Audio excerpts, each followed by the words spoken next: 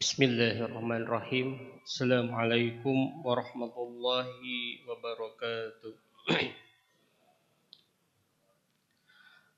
Alhamdulillah, la haula wa la quwata illa billah.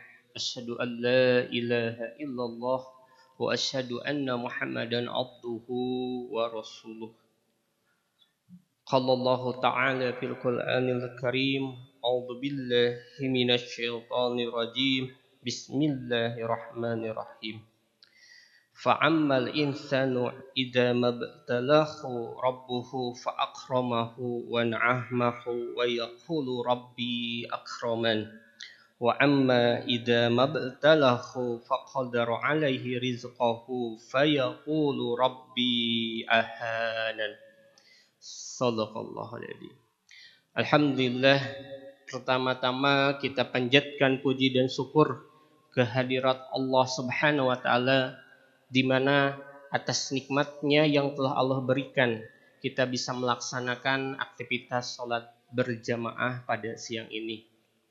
Nikmat iman, nikmat Islam, dan nikmat sehat itu merupakan sungguh karunia yang luar biasa.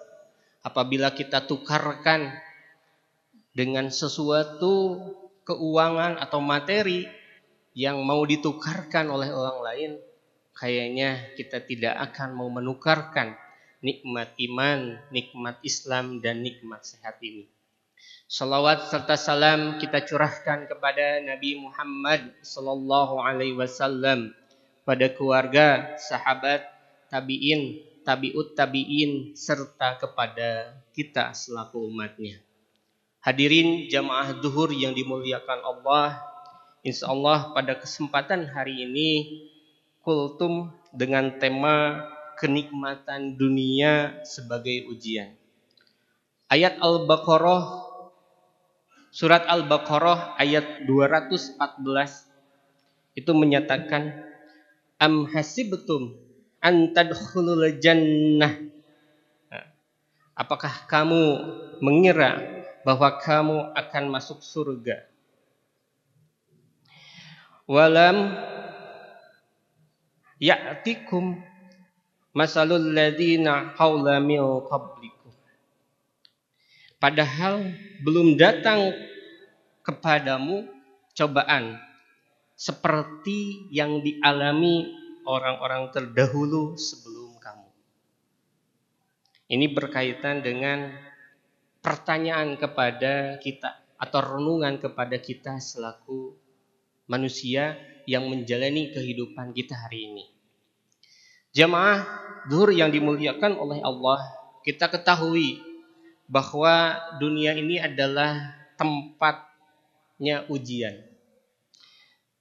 Tapi perkara yang kurang tepat ketika kita menempatkan ujian ini hanya perkara yang menyakitkan kita atau sesuatu yang menyengsarakan kita. Misalnya apa? Misalnya kefakiran ataupun penyakit yang kita derita. Kita menganggap bahwa ini adalah sebuah ujian. Nah, ini merupakan pandangan yang sangat sempit. Kenapa sempit? Karena bentuk keujian atau ujian ini bisa saja berbentuk kenikmatan yang kita rasakan hari ini. Allah Subhanahu wa taala dalam banyak ayat Al-Qur'an dan hadis yang disampaikan oleh Rasulullah SAW berkaitan dengan nikmat itu bisa berupa kesenangan duniawi, dan itu merupakan ujian. Ataupun bisa merupakan kesengsaraan hidup, dan itu adalah cobaan. Ini disampaikan dalam surat Al-Anbiya ayat 35. Wa nabluwakum bisarri wal khair fitnatan wa ilaina turja'un. Kami akan menguji kamu dengan keburukan dan kebaikan sebagai cobaan, dan hanya kepadalah kamu dikembalikan. Allah menyatakan ini berkaitan dengan ujian yang akan diberikan kepada manusia itu bentuknya bisa keburukan, bisa kebaikan. Ini disampaikan juga oleh Ibnu Abbas radhiyallahu anhu. Beliau menafsirkan ayat ini, kami akan menguji kalian dengan kesusahan dan kesenangan, dengan sehat dan sakit, dengan kekayaan dan kefakiran, serta dengan yang halal dan yang haram. Semua itu adalah ujian. Ini disampaikan juga oleh Ibnu Yazid rahimahullah mengatakan, kami uji kalian dengan sesuatu yang disenangi dan dibenci oleh kalian, agar kami melihat bagaimana kesabaran dan syukur kalian. Terakhir, ini disampaikan oleh Al-Kalbi rahimahullah berkata, maksud kami menguji adalah dengan kejelekan, ialah berupa kefakiran dan musibah. Adapun diuji dengan kebaikan ialah berupa harta dan anak. Jadi kita ketahui bahwa yang namanya ujian bukan hanya sesuatu yang tidak kita harapkan atau sesuatu yang itu merasa sakit kita, merasa sedih kita, merasa kecewa kita. Tapi mungkin ujian itu berbentuk kesenangan. Bisa jadi, Pak, ketika kita lagi senang-senangnya atau anak lagi senang-senangnya bermain HP gitu ya. HP dari pagi sampai sore misalnya. Saking senangnya, bayangkan. Pasti anak itu ketika tadinya belum punya HP itu melaksanakan sholat berjamaah di masjid. Subuh atau misalnya zuhur, asar misalnya contohnya. Tapi ketika menggunakan HP, karena saking senangnya dengan HP, kan HP itu tentu kenikmatan. Bisa jadi anak itu tidak melakukan sholat zuhur ataupun sholat asar. Faktanya, realitanya seperti itu. Ketika kita diberikan sehat, sejauh mana sehat ini bisa membawa kita kepada tadi ketaatan kepada Allah dan ketaatan kepada Rasul. Jangan sampai sehat yang kita punya ini menjadi sesuatu keburukan. Maksudnya keburukan apa? Bisa saja, Pak, yang sehat melakukan hal-hal yang tidak sesuai dengan tuntunan Al-Quran dan As-Sunnah. Dalam ayat lain Allah SWT berfirman, fa'ammal insanu idza mabtalahu rabbuhu fa'akramahu wa na'amahu fayaqulu rabbi akraman wa amma idza mabtalahu faqadara alaihi rizqahu fayaqulu rabbi ahana. Ini dijelaskan dalam surat Al-Fajr ayat 15 sampai 17 yang biasa imam sampaikan ketika sholat subuh, Pak. Allah menyatakan dalam ayat ini, adapun manusia apabila Rabb-nya menguji, lalu dia memuliakannya dan diberinya kesenangan, dia akan berkata, Rabb-ku telah memuliakanku. Adapun apabila Rabb-nya mengujinya, lalu membatasi rezekinya, ia berkata, Rabb-ku menghinaku. Sekali-kali itu tidak demikian, kata Allah. Ayat ini mengingatkan kita bahwa bentuk kefakiran, bentuk keleluasaan itu adalah sama-sama ujian dari Allah Subhanahu wa Ta'ala.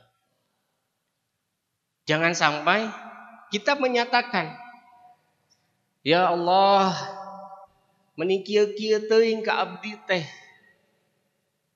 Apa yang saya lakukan kepadamu ya Allah sehingga saya diberikan kefakiran seperti ini atau diberikan kemalaratan seperti ini? Kan tidak seperti itu. Tapi Allah mengatakan bahwa untuk orang-orang yang mereka diberikan ujian dan diberikan cobaan hanya dua, yaitu sabar dan syukur. Ketika kita diberi kekayaan, ada orang kekayaan pun Pak merasakan bahwa ini ujian. Ketika kita mendapatkan bahwa kekayaan ini adalah ujian, paradigma itu kita pakai, logika itu kita pakai bahwa kekayaan yang kita punya ataupun kefakiran yang kita nanti dapatkan itu sama-sama ujian. Ketika kita melaksanakan kehidupan, pasti kita pun akan berhati-hati. Tentu berhati-hati. Jangan sampai kekayaan yang kita miliki ini malah membawa kita kepada kekufuran. Rasa yang tidak bersyukur.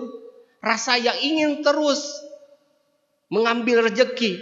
Apalagi berkaitan dengan perkara-perkara yang diharamkan oleh Allah. Bisa jadi kekayaan yang kita miliki itu malah membawa kita kepada jurang kemaksiatan.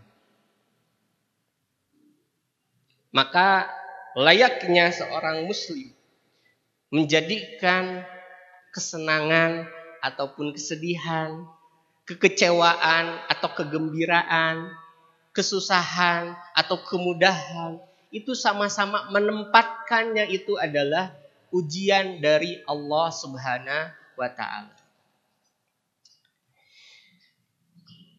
Jamaah zuhur yang dimuliakan oleh Allah, kita ketahui bahwa ujian, kalau kita bahas secara ringkas, ujian manusia di dalam kehidupan itu ada 3. Pertama itu adalah tahta. Yang kedua itu adalah harta. Yang ketiga itu adalah wanita. Ketika ujian ini kita bisa gunakan atau kita bisa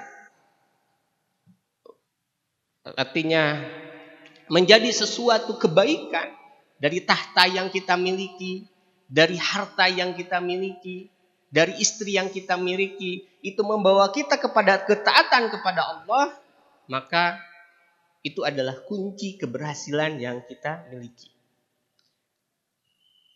Karena apa?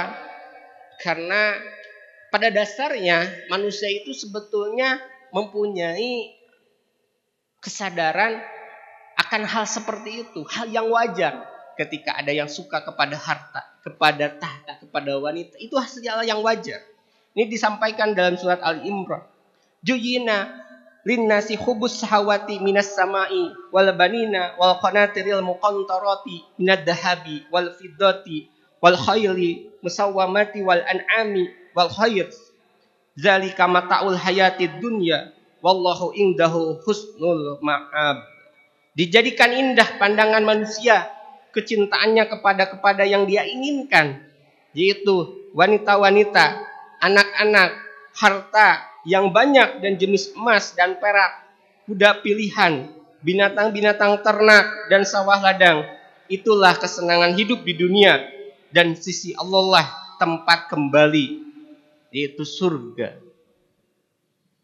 Maka ketika kita menempatkan perkara-perkara hal seperti ini, itu untuk kebaikan, untuk menuju ladang Allah kepada akhirat, maka itulah kita menjadi orang-orang yang menikmati kehidupan ini dengan bentuk kesyukuran, dengan bentuk keberhasilan dalam menggapai kehidupan dunia.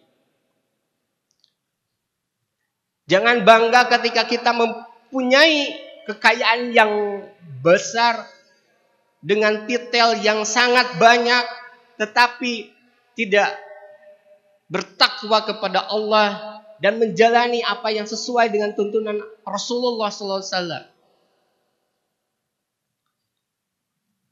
Kadang orang yang fakir, orang yang tidak memiliki harta banyak, mereka bisa jadi mungkin kalau yang keadaannya sekarang, ya kondisinya sekarang, mungkin ada yang kufur juga ada. Tetapi tidak banyak juga yang mereka mempunyai kekayaan, tetapi mereka pun tidak membawa kepada ketakwaan. Atau kata ya kalau heureuy nama, jangan sampai kita sengsara di dunia dan akhirat juga nanti sengsara. Tapi jangan sampai kita senang di dunia tetapi ketika nanti di akhirat kita menjadi orang yang sengsara. Mudah-mudahan para jamaah bisa memahami ayat-ayat yang tadi saya sampaikan, bahwa ujian itu bentuknya bisa berbentuk kebahagiaan ataupun bisa berbentuk kepahitan atau keburukan. Mudah-mudahan kita termasuk orang-orang yang berhati-hati ketika mendapati kebahagiaan pada diri kita dan mendapati keburukan pada kita, kita tetap saja sabar dan syukur, taat kepada Allah dan taat kepada Rasul-Nya. Mudah-mudahan itu yang bisa saya sampaikan di Kultum hari ini. Mudah-mudahan ini pengingat bagi saya pribadi dan umumnya pada jamaah sekalian. Barakallahu li wa lakum. Assalamualaikum warahmatullahi wabarakatuh.